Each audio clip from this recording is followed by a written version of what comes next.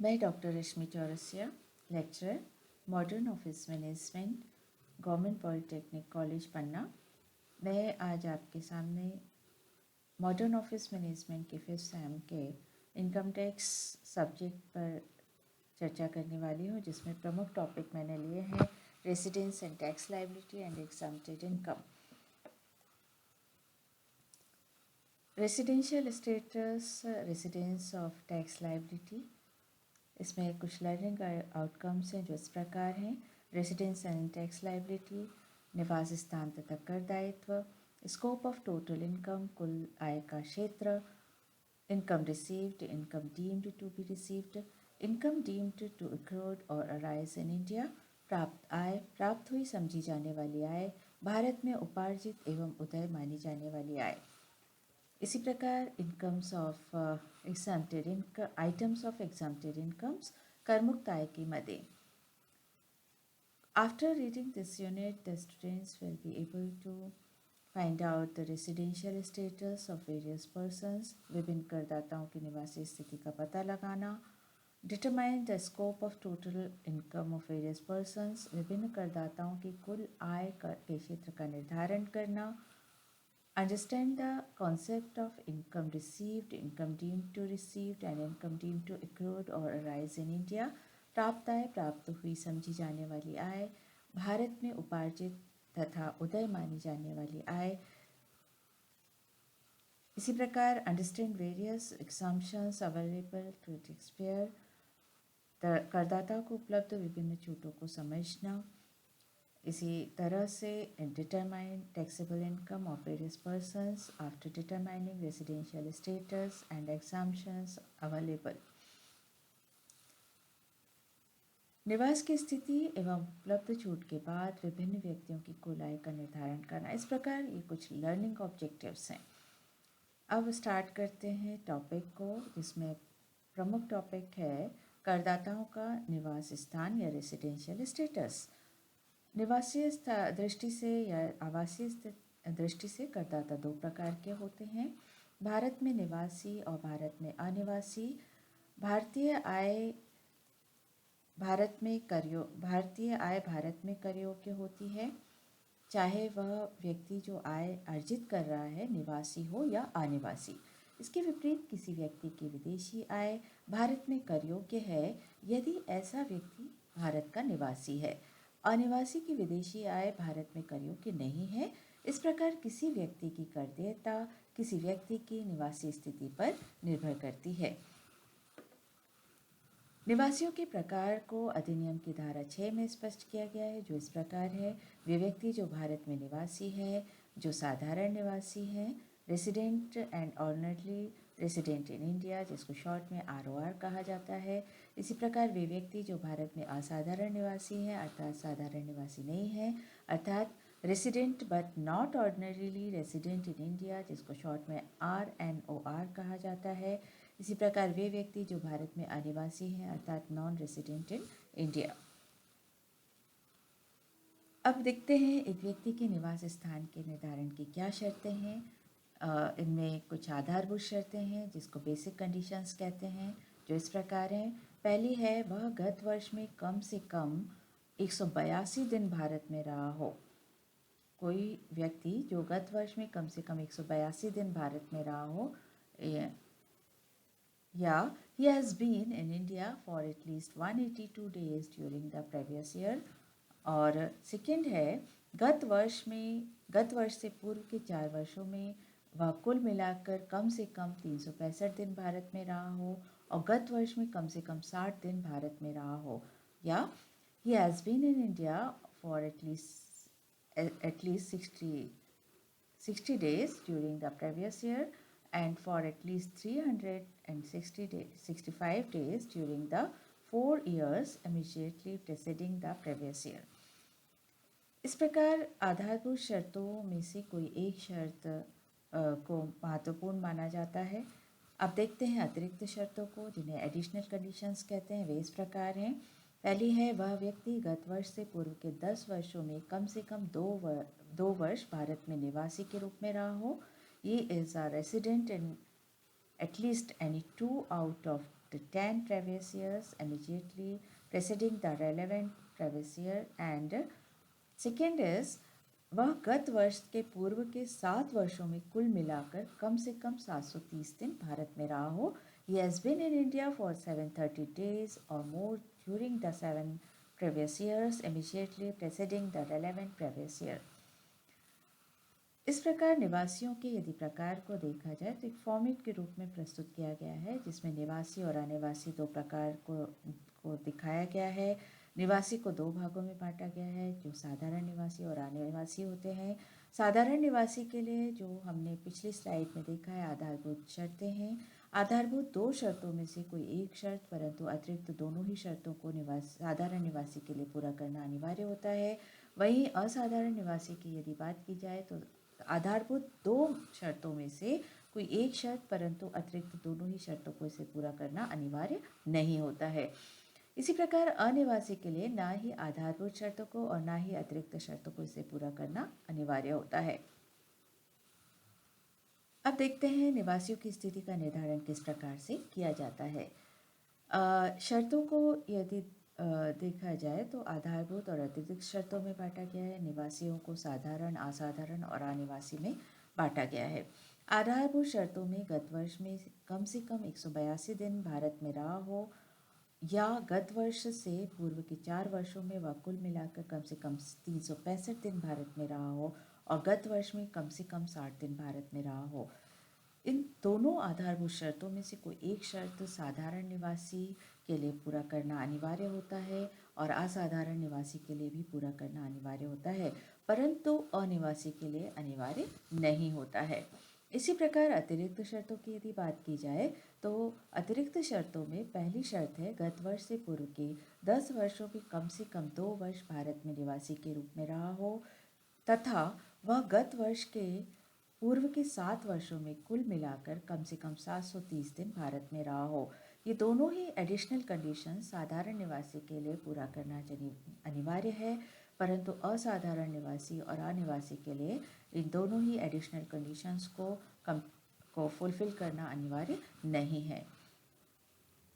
अब देखते हैं हिंदू अविभाजित परिवार, फर्म या व्यक्तियों के संघ के निवास स्थान का निर्धारण किस प्रकार से होता है. साधारण निवासी के दशा में हिंदू अविभाजित परिवार, फर्म, व्यक्तियों का संघ किसी भी गत वर्ष में साधारण निवासी माने जाते हैं यदि उस गत वर्ष में नियंत्रण एवं प्रबंध पूर्ण या आंशिक रूप में भारत में स्थित हो. एक हिंदू अविभाजित परिवार साधारण निवासी तभी माना जाता है जबकि इसका कर्ता एक व्यक्ति के लिए निर्धारित दोनों अतिरिक्त शर्तों को पूरा करता है.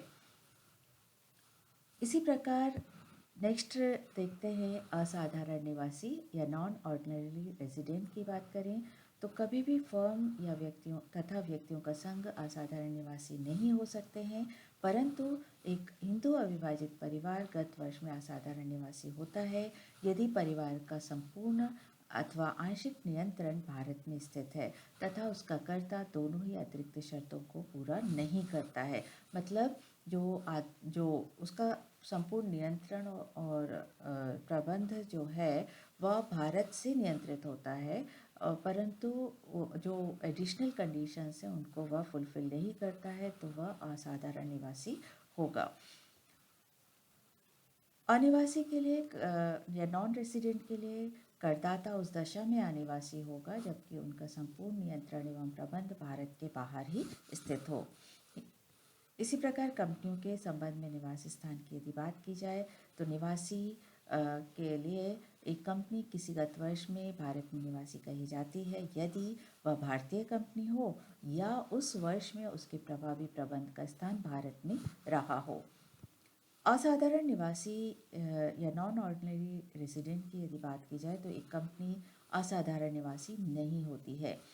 अनिवासी या नॉन रेसिडेंट की यदि बात की जाए, यदि कोई कंपनी निवासी की शर्तों को पूरा नहीं करती है तो वह अनिवासी मानी जाती है. अर्थात यदि कोई कंपनी जो भारतीय कंपनी नहीं है या उस वर्ष में उसके प्रभावी प्रबंध का स्थान भारत में नहीं होगा तो वह अनिवासी कंपनी मानी जाएगी. अब देखते हैं निवास स्थान के आधार पर कुल आय के क्षेत्र या कर भार का निर्धारण किस प्रकार होता है। Scope of total income on the basis of residence और रेसिडेंस ऑफ टैक्स। यदि साधारण निवासी है तो इसके लिए किसी साधारण निवासी की गत वर्ष की सभी साधनों से कुल आय में शामिल की जाती है जो उस वर्ष में उसे भारत में प्राप्त हुई हो या income received in India Bharat में प्राप्त हुई समझी जाए या income deemed to have been received in India Bharat में उपार्जित या उदय हुई हो इनकम एक्रूड और अराइज इन इंडिया भारत में उपार्जित या उदय हुई समझी जाए income deemed to have been accrued और अराइज इन इंडिया भारत के बाहर उपार्जित या उदय हुई हो इनकम एक्रूड और अराइज आउटसाइड इन इंडिया। इसी प्रकार असाधारण निवासी के लिए यदि देखा जाए तो एक असाधारण निवासी की कुल आय में वे सभी प्रकार की आय शामिल की जाती हैं जो उसे गत वर्ष में भारत में प्राप्त हुई हो या income received in India Bharat में प्राप्त हुई समझी जाए या income deemed to have been received in India या भारत में उपार्जित या उदय हुई हो इनकम एक्रूड और अराइज इन इंडिया तथा भारत में उपार्जित या उदय हुई समझी जाए या income deemed to have been accrued और अराइज इन इंडिया भारत के बाहर उपार्जित या उदय हुई ऐसे व्यापार की आय जो भारत से नियंत्रित होता है इनकम एक्रूड और arise outside in India which business is controlled from India. ये सभी प्रकार की जो आय होंगी वो असाधारण निवासी के लिए कर योग्य मानी जाएंगी। इसी प्रकार अनिवासी के लिए एक अनिवासी व्यक्ति की किसी गत वर्ष की कुल आय में भी सभी प्रकार की आय शामिल की जाती है जो गत वर्ष में उसे भारत में प्राप्त हुई हो income received in India Bharat में प्राप्त हुई समझी जाए income deemed to have been received in India और भारत में उपार्जित या उदय हुई हो इनकम एक्रूड और अराइज इन इंडिया या भारत में उपार्जित या उदय हुई समझी जाए income deemed to have been accrued और arise outside in India.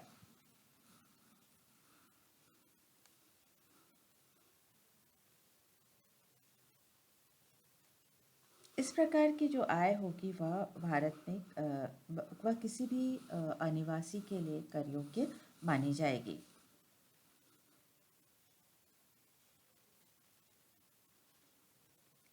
Arise in India. अब हम देखते हैं प्राप्त हुई हो ये शब्द आया है इनकम रिसीव्ड का मतलब क्या होता है। इस तथ्य से आशय प्रथम बार प्राप्ति से है आय जो पहली बार मिल रही है उसकी प्रथम बार की प्राप्ति से है। किसी आय के प्राप्त करने का स्थान वह होता है जहाँ वह आय सर्वप्रथम प्राप्त की गई हो वह स्थान नहीं जहाँ वह बाद में बेचने पर प्राप्त की गई हो।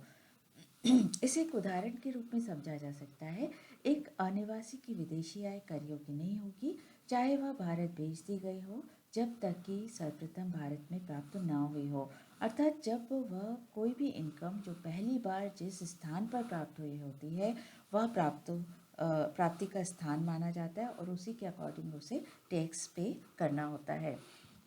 इसी प्रकार प्राप्त हुई समझी जाए का या income deemed to be received से आशय है वह आय जो वास्तव में अभी प्राप्त नहीं हुई है लेकिन आयकर अधिनियम के अनुसार प्राप्त की हुई मानी जाती है।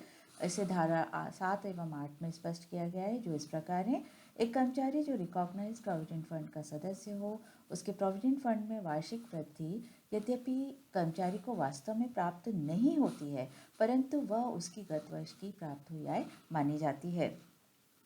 इसी प्रकार से अनरिकॉग्नाइज प्रोविडेंट फंड के हस्तांतरित शेष का करयोग्य भाग गत वर्ष में प्राप्त हुई आय माना जाता है। जिस वर्ष में लाभांश घोषित तथा वितरित किया जाता है उसी वर्ष की आय माना जाता है यद्यपि वास्तव में उसका उसी वर्ष में प्राप्त होना आवश्यक नहीं है। इसी प्रकार केंद्र सरकार द्वारा 1/1/2004 या इसके बाद किसी नियोक्ता द्वारा नियोजित व्यक्ति के खाते में यदि कोई राशि हस्तांतरित की जाती है या संदत्त राशि होती है वह भी प्राप्त की हुई आय समझी जाती है। अब देखते हैं उपार्जित अथवा उदय होने वाली आय क्या होती है। Income deemed to have been accrued और अराइज इन इंडिया क्या होता है। इस तथ्य से आशय है कि आय वास्तव में उपार्जित नहीं हुई है परंतु अधिनियम के अनुसार उसे उपार्जित माना जाता है। धारा 9(1) के अनुसार उपार्जित अथवा उदय हुई मानी जाने वाली आय इस प्रकार है वह वेतन जो भारत में कमाया गया हो परंतु भारत के बाहर प्राप्त किया गया हो धारा 9(1)(2) के अनुसार एक सरकारी कर्मचारी जो भारत का नागरिक है विदेश में सेवा करते समय जो वेतन प्राप्त होता है धारा 9(1)(3) के अनुसार एक भारतीय कंपनी द्वारा भारत के बाहर चुकाया गया लाभांश धारा 9(1)(4) के अनुसार उपार्जित या उदय हुआ माना जाता है।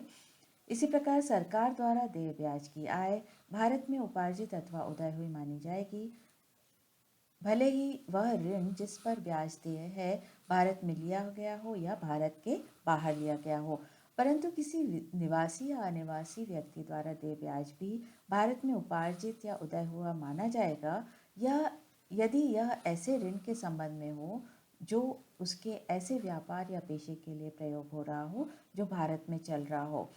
इसे डिफाइन किया है धारा 9(1)(5) में। इसी प्रकार सरकार द्वारा देय रॉयल्टी की आय भारत में उपार्जित या उदय हुई मानी जाती है। किसी निवासी अथवा अनिवासी व्यक्ति द्वारा देय रॉयल्टी की आय भी भारत में उपार्जित या उदय हुई मानी जाएगी, यदि यह अधिकार संपत्ति आदि के लिए भारत में प्रयोग के संबंध में है। इसी प्रकार सरकार द्वारा देय प्राविधिक सेवाओं के लिए फीस की आय किसी निवासी या अनिवासी व्यक्ति द्वारा देय फीस जो ऐसी सेवाओं के प्रतिफल में है जो भारत में चल रहे किसी व्यापार या पेशे में प्रयोग हो रही है, भारत में उपार्जित अथवा उदय हुई मानी जाती है धारा 9(1)(7) के अनुसार। इसी प्रकार कोई राशि या भारत में स्थित कोई संपत्ति भारत में निवासी व्यक्ति द्वारा भारत के बाहर किसी व्यक्ति को यदि 5/7/2019 को या इसके बाद अंतरित कर दी जाती है तो इसे भारत में उपार्जित अथवा उदय हुआ माना जाता है।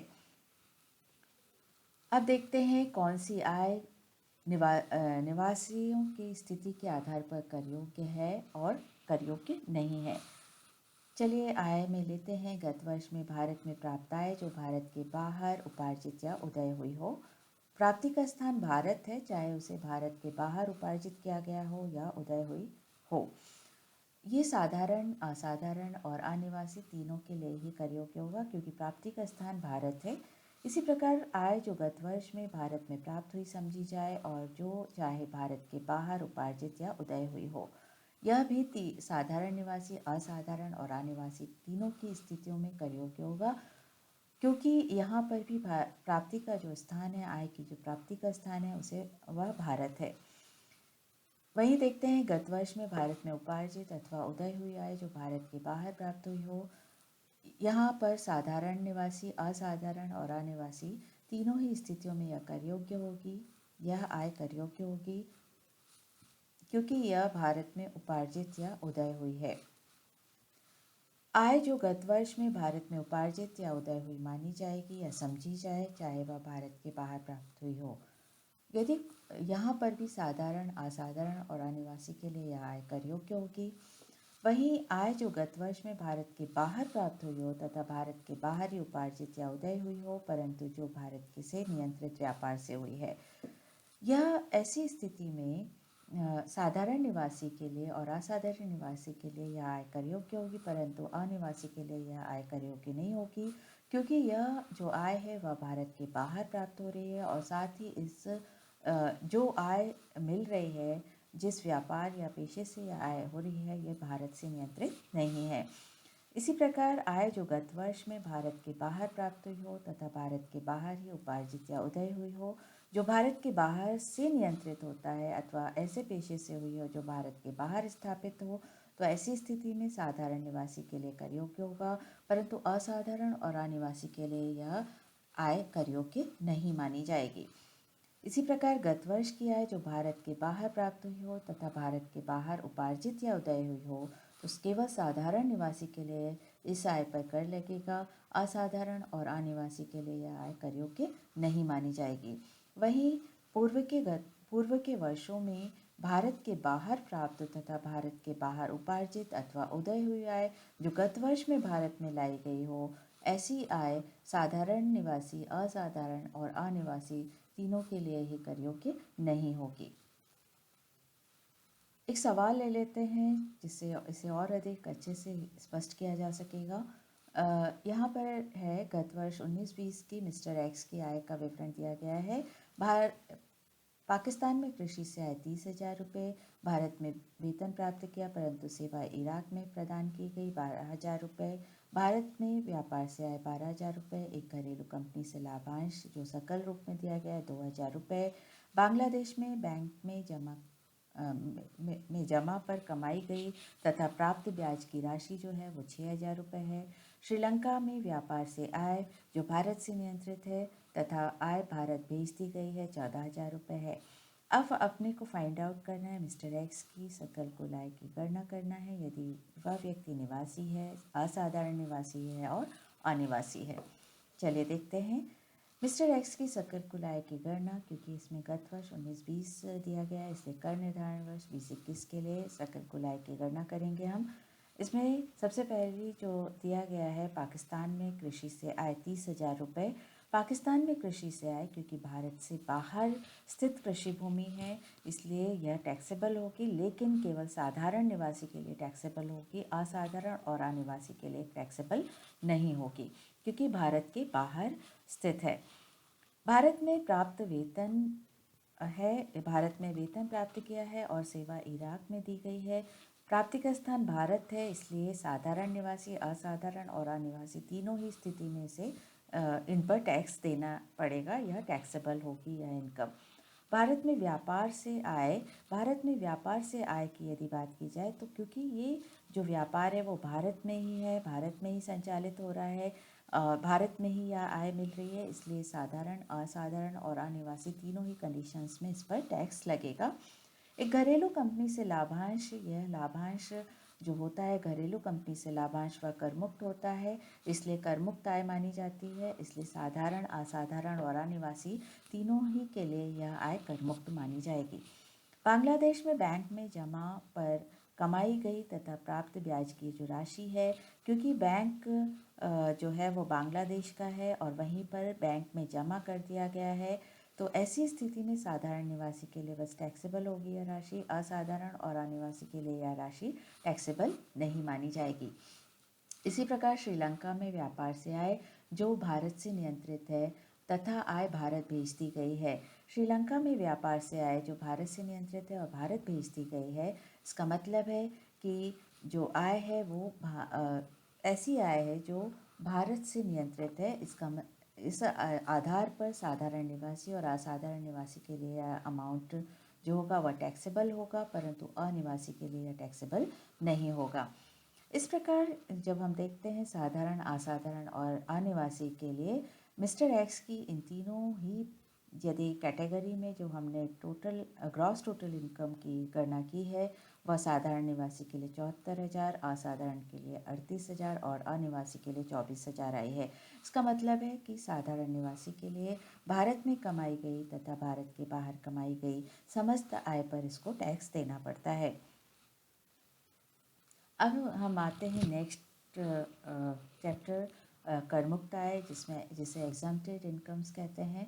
इससे आशय देख लेते हैं। करमुक्त आय से आशय उस आय से है जो ना ही कुल आय में जोड़ी जाती है और ना ही इस पर कोई कर देना होता है। आयकर की धारा 10 के अनुसार करमुक्त आय की व्याख्या की गई है जिन्हें 3 श्रेणियों में बांटा गया है, जिनमें प्रमुख हैं प्रत्येक करदाता के लिए करमुक्त आय, कर्मचारियों के लिए करमुक्त आय और संस्थाओं के लिए करमुक्त आय। यहाँ पर मैंने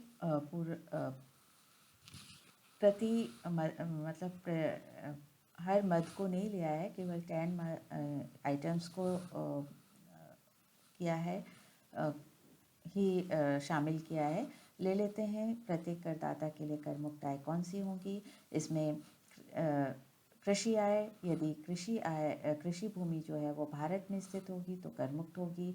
हिंदू अविभाजित परिवार से प्राप्तियां होंगी वो करमुक्त होंगी। साझेदार का फर्म की आय में भाग या हिस्सा करमुक्त माना जाता है। 7% कैपिटल इन्वेस्टमेंट बॉन्ड्स जो होते हैं, 6.5 सेविंग बॉन्ड्स होते हैं, interest on post office saving account होता है वह भी करमुक्त होता है। जो स्कॉलरशिप्स होती हैं वो करमुक्त होती हैं। अनुमोदित पुरस्कार करमुक्त होते हैं। अवयस्क बच्चे की आय जो उसके माता पिता की आय में शामिल की गई है 1,500 रुपये तक प्रत्येक अवयस्क बच्चे के लिए करमुक्त होती है यह इनकम। यूनिट स्कीम की 1964 के अंतर्गत से यदि पूंजी लाभ होता है तो यह करमुक्त आय मानी जाती है। घरेलू कंपनी से लाभांश या यूनिट से जो आय होती है वह कर मुक्त आय होती है। कृषि भूमि के अंतरण से यदि पूंजी लाभ होता है तो यह भी कर मुक्त आय मानी जाती है। सुकन्या समृद्धि खाते में यदि भुगतान किया जाता है तो यह भी कर मुक्त आय मानी जाती है। इसी प्रकार अब देखते हैं कर्मचारियों के लिए कर मुक्त आय कौन सी होती हैं। ये ऑलरेडी हम सैलरी चैप्टर में देखेंगे। यहाँ पर कर मुक्त आय है यात्रा संबंधी रियायत होती है जो वेतन शीर्षक के अंतर्गत निर्धारित किया जाता है। विदेश में प्राप्त भत्ते और अनुलाभ कर मुक्त होते हैं। पेंशन के बदले में एक मुश्त राशि जो कि वेतन शीर्षक के अंतर्गत निर्धारित नियमों के अनुसार कर मुक्त होती है। अवकाश वेतन, अर्जित अवकाश का नकदीकरण, ये भी वेतन शीर्षक के अनुसार नियमानुसार कर मुक्त माना जाता है। छटनी के कारण यदि क्षतिपूर्ति की राशि प्राप्त होती है किसी कर्मचारी को तो यह प्राप्त राशि भी आय मानी जाती है और यह भी नियमानुसार कर मुक्त होती है। स्वेच्छा से अवकाश ग्रहण करने पर यदि कर्मचारी को कोई क्षतिपूर्ति की राशि मिलती है तो वह भी वेतन शीर्षक के अंतर्गत नियमानुसार कर मुक्त होती है। प्रोविडेंट फंड से यदि कर्मचारी को कोई भुगतान प्राप्त होता है तो यह अमाउंट भी नियमानुसार कर मुक्त होता है। प्रमाणित प्रोविडेंट फंड से यदि कोई भुगतान प्राप्त होता है किसी कर्मचारी को तो यह अमाउंट भी नियमानुसार कर मुक्त होता है। अनुमोदित सुपर एनुशन फंड से भुगतान की राशि यदि प्राप्त होती है किसी कर्मचारी को तो यह भी नियमानुसार कर मुक्त होता है। इसी प्रकार मकान किराए भत्ते की जो राशि होती है वह वेतन शीर्षक के अंतर्गत निर्धारित सीमा तक कर मुक्त होती है। कतिपय व्ययों के लिए विशेष भत्ते भी निर्धारित सीमा तक कर मुक्त होते हैं। इसी प्रकार संस्थाओं के लिए कर मुक्त आय की बात को देखा जाए तो इसमें स्थानीय सत्ता की आय पूर्ण रूप से कर मुक्त होती है। शोध संघ की आय पूर्ण रूप से कर मुक्त होती है। रेजिमेंट फंड और गैर सार्वजनिक फंड की आय जो होती है वह पूर्ण रूप से कर मुक्त होती है। खादी और ग्रामोद्योग संघ की जो आय होती है वह पूर्ण रूप से कर मुक्त होती है। खादी तथा ग्रामोद्योग परिषदों की जो आय होती है वह पूर्ण रूप से कर मुक्त होती है। इसी प्रकार विशिष्ट पुण्यार्थ कोषों की जो आय होती है वह भी पूर्ण रूप से कर मुक्त होती है। कर्मचारी राज्य बीमा कोष की आय कर मुक्त होती है। नई पेंशन प्रणाली न्यास की जो आय होती है वह भी पूर्ण रूप से कर मुक्त होती है। भूतपूर्व सैनिकों के उत्थान के लिए स्थापित निगम की जो आय होती है वह भी पूर्ण रूप से कर मुक्त होती है। इसी प्रकार अनुसूचित जाति या जनजाति के हित के लिए स्थापित निगम की जो भी आय होगी वह संस्थाओं की दृष्टि से आय यहाँ पर कर मुक्त मानी जाएगी। आयकर की दृष्टि से संस्थाओं के लिए कर मुक्त आय मानी जाएगी। यदि समरी के रूप में देखें तो किसी व्यक्ति की कर देयता किसी व्यक्ति की आवासीय स्थिति पर निर्भर करती है। निवासियों के यदि प्रकार देखे जाएं तो अधिनियम की धारा 6 के अनुसार वे व्यक्ति जो भारत में निवासी हैं साधारण निवासी माने जाते हैं। वे व्यक्ति जो भारत में असाधारण निवासी हैं अर्थात साधारण निवासी नहीं हैं। वे व्यक्ति जो अनिवासी हैं अर्थात नॉन रेसिडेंट इन इंडिया। इसी प्रकार किसी व्यक्ति की जो निवासी स्थिति का निर्धारण आयकर अधिनियम की धारा 6 में वर्णित नियमों के आधार पर किया जाता है जिन्हें आधारभूत शर्तों और अतिरिक्त शर्तों के नाम से जाना जाता है। करदाता पर कर भार उसकी निवासी स्थिति पर निर्भर करता है तथा इस बात पर निर्भर करता है कि आय कहाँ तथा कब प्राप्त हुई है। आयकर के अंतर्गत व्यक्ति की कुल आय को आवासीय स्थिति के आधार पर परिभाषित किया गया है। धारा 9 में भारत में अर्जित एवं उत्पन्न होने वाली आय का वर्णन किया गया है। करमुक्त आय को 3 स्तरों में बांटा गया है। सभी करदाताओं के लिए करमुक्त आय, कर्मचारियों के लिए करमुक्त आय, संस्थाओं के लिए करमुक्त आय। अब यहाँ पर असेसमेंट किया गया है जो नॉलेज असेसमेंट के दृष्टि से ऑब्जेक्टिव टाइप क्वेश्चंस मैंने लिए हैं। जैसे लंदन में की गई सेवाओं के लिए भारत में प्राप्त वेतन से आय कर योग्य होगी, जिसमें ऑब्जेक्टिव्स लिए हैं। ए है साधारण निवासी के लिए, बी है असाधारण निवासी के लिए और सी है अनिवासी के लिए तथा डी है सभी के लिए। इसी प्रकार नेक्स्ट जो क्वेश्चन लिया है ऑब्जेक्टिव टाइप क्वेश्चन वो कनाडा की संपत्ति से आय जो विदेश में प्राप्त की हो और कर योग्य होगी। इसके लिए ए ऑप्शन लिया है साधारण निवासी के लिए, बी ऑप्शन है असाधारण निवासी के लिए, सी ऑप्शन है अनिवासी के लिए और डी है सभी के लिए। इसी प्रकार नेक्स्ट क्वेश्चन लिया है विदेश में व्यापार से आय जो भारत से नियंत्रित नहीं है कर योग्य है। ए है साधारण निवासी के लिए, बी असाधारण निवासी के लिए, सी अनिवासी के लिए और डी सभी के लिए। इसी प्रकार संसद सदस्य को प्राप्त होने वाला दैनिक भत्ता होता है, ए करमुक्त होता है, बी कर योग्य होता है, सी आंशिक करमुक्त होता है और डी से भी इनमें से कोई नहीं। एक और क्वेश्चन ऑब्जेक्टिव टाइप लिया है जो है करमुक्त आय है। ए है घरेलू कंपनी से ब्याज, बी है घरेलू कंपनी से लाभांश, सी है विदेशी कंपनी से लाभांश और डी है सहकारी समिति से लाभांश। इसी प्रकार कुछ शॉर्ट आंसर क्वेश्चंस लिए हैं जो है जैसे आयकर विधान के अनुसार एक व्यक्ति के निवासी होने के लिए शर्तों को बताइए। अनिवासी व्यक्ति कौन होता है। इसी प्रकार आय जो प्राप्त की हुई समझी जाए से क्या आशय है। इसी प्रकार आय का उपार्जित या उदय होना माना जाना क्या है। आयकर अधिनियम की धारा 10 के अंतर्गत 5 करमुक्त आय की व्याख्या को लिखिए। लॉन्ग टाइप क्वेश्चंस भी मैंने लिए हैं जो इस प्रकार हैं। निवास स्थान के आधार पर करदाताओं को कितनी श्रेणियों में विभाजित किया गया है, प्रत्येक का संक्षिप्त विवरण दीजिए। सेकंड क्वेश्चन लिया है निवास स्थान के आधार पर करदाताओं के कर दायित्व की व्याख्या कीजिए। द नेक्स्ट क्वेश्चन लिया है आयकर अधिनियम के अंतर्गत करमुक्त आय को समझाइए।